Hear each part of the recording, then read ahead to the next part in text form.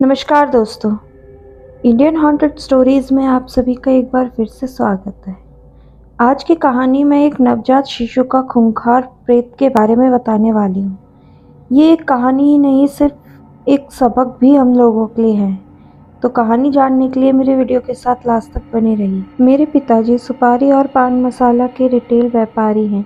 पढ़ाई पूरी करने के बाद अच्छी नौकरी नहीं मिली तो मैं दुकान पर बैठना ही शुरू कर दिया। वैसे तो मुझे मुंबई जाकर अपना कारोबार शुरू करने का मन था, लेकिन बाबूजी ने जबरन मेरी शादी करा दी।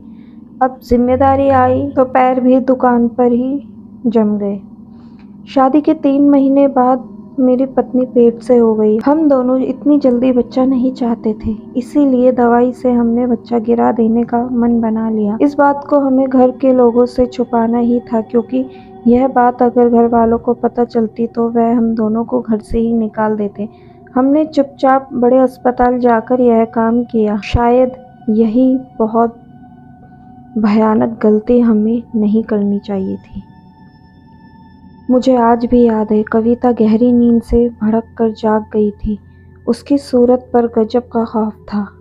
एक पल के लिए तो मुझे ऐसा लगा कि उसकी सांस ही रुक गई, लेकिन बुरी तरह हांफते हुए जब उसने अपने पेट की ओर देखने को कहा तो मेरे रोंगटे ही खड़े हो गए। उसका पेट बुरी तरह नीला पड़ चुका था और बार बार फूल रहा और बैठ जाता था। मैंने गौर से देखा तो उसकी त्वचा पर कभी नन्हे शिशु के पंजे तो कभी उसका मासूम सा चेहरा उभर आता। वह एक दिल दहलाने वाला मंजर था। हमें समझ नहीं आ रहा था कि गर्भ गिराने के बाद यह कैसी विचित्र घटनाएं हो रही थी। धीरे धीरे बात हद से ज्यादा बढ़ने लगी। अब वह डरावना सिलसिला हर दूसरे तीसरे दिन होने लगा। कविता की तबीयत दिन ब दिन खराब होती चली गई। उसका वजन भी बेहद गिरने लगा। यह सब देखकर मेरी माँ ने हम दोनों की क्लास लगा ली। थोड़ी देर आनाकानी के बाद कविता ने रोते रोते सब सच माँ को बता दिया। तब मेरी माँ ने उसे तो कुछ नहीं कहा, लेकिन मुझे करारा चांटा बहुत तेज मारा। माँ ने उसी वक्त हमारे गुरुदेव को फ़ोन किया। उन्होंने घर पर आकर साफ साफ बताया कि भ्रूण हत्या का घोर पाप चढ़ा है। आपकी संतान प्रेत योनि में गई है। कई हजार वर्ष भटकने के बाद उसे मनुष्य शरीर मिलने वाला था। आप दोनों के कुकर्म से अब उसे वह सारे फेरे फिर से लेने होंगे।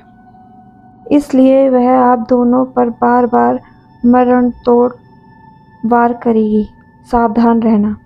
माँ ने उनसे इस समस्या का उपाय पूछा, लेकिन उन्होंने क्रोध प्रकट करते हुए बोल दिया, मैं अजन्मा बच्चों के हत्यारों की मदद नहीं करता। इतना बोलकर वह लौट गए। इस वाक्य के करीब 1 हफ्ते बाद मेरी कविता बाथरूम में लहूलुहान पड़ी हुई मिली। मैंने उसे तुरंत अस्पताल में भर्ती कराया। डॉक्टर ने बोला गर्भपात की वजह से रिएक्शन हुआ है। अब कविता कभी माँ नहीं बन पाएगी। हम दोनों अंदर ही अंदर समझ रहे थे कि किस बात की सज़ा हमें मिली है। मेरी पत्नी उसके बाद करीब 1 साल तक बीमार ही रही। शरीर तो गया, लेकिन उसके साथ साथ उसकी मानसिक हालत भी ख़राब होने लगी। मुझे कई बार रात में छोटे बच्चे के रोने और चीखने की आवाज़ें सुनाई देती है। नींद में अचानक ऐसा महसूस होता है कि कोई बच्चा बार बार चेहरे को मेरे छूने की कोशिश कर रहा है।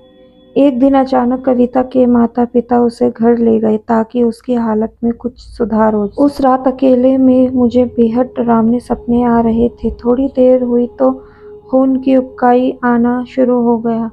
मैंने बिस्तर से उठकर देखा तो अंधेरे में मेरे सामने एक विकराल शिशु हवा में खड़ा था। मैं यह सब देखकर बौखला गया। मैंने जोर से चीख भी लगाई और बेडरूम से बाहर भागा। घबराहट के मारे मेरा पैर फिसला और मैं सीढ़ी से नीचे जा गिरा। अगले दिन मुझे होश आया तब डॉक्टर ने मुझे सॉरी बोलकर यह बताया कि आपके पेट के निचले हिस्से में गहरी चोट लगी है। आप अब कभी पिता नहीं बन सकते। हम दोनों पति पत्नी अब मौत के इंतज़ार में ही जी रहे हैं। उस नवजात बच्चे के प्रेत का अगला वार कब होगा, इसी डर के साए में पल पल गुजरता है। तो दोस्तों, आज की कहानी हमारी कैसी लगी आपको कमेंट करके ज़रूर बताइएगा। और ये सिर्फ एक कहानी ही नहीं, हमारे लिए सबक भी है। वीडियो आपको पसंद आए तो लाइक ज़रूर करना और मेरे चैनल को सब्सक्राइब करना ना भूलना। धन्यवाद।